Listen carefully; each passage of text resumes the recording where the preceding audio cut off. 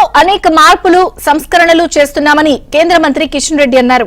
మార్పులకు అనుగుణంగానే ఉపాధి హామీ పథకం పేరు మార్చినట్లు తెలిపారు. పథకం పేరు మార్పుపై తప్పుడు ప్రచారం చేస్తున్నారని కాంగ్రెస్ పై విమర్శలు గుప్పించారు.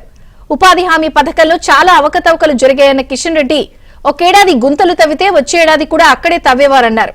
వ్యవసాయ రంగానికి వీబీజీ రామ్జీని అనుసంధానం చేస్తామని, ఇది గుంతలు తవ్వే పథకం కాదు, దేశాన్ని అభివృద్ధి చేసే పథకం అన్నారు. గ్రామీణ ఉపాధి హామీ పథకం మార్పులు తీసుకొచ్చి దేశ అభివృద్ధికి పేద ప్రజలకు మేలు చేరేటువంటి కార్యక్రమం చేపట్టడం జరిగింది. అందులో భాగంగానే గత పార్లమెంటు శీతాకాల సమావేశాలలో ఈ బిల్లును ప్రవేశపెట్టడం జరిగింది. ముఖ్యంగా ఈ మార్పులతో పాటు ఈ పథకంలో టెక్నాలజీ ఉపయోగించడం,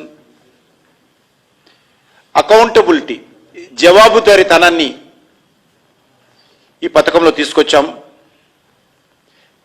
గ్రామీణ పేద ప్రజల సాధికారతకు పెద్దపీట వేస్తా ఉన్నాం. గ్రామీణ పేద ప్రజలకు సంబంధించి కూలీలకు పని దినాలు పెంచే ప్రయత్నం చేస్తా ఉన్నాం. ముఖ్యంగా గ్రామ పంచాయతీలకు ఏదైతే ప్రజల ద్వారా ఎన్నుకున్నటువంటి గ్రామ పంచాయతీల నేతృత్వంలో గ్రామ సభలు నిర్వహించి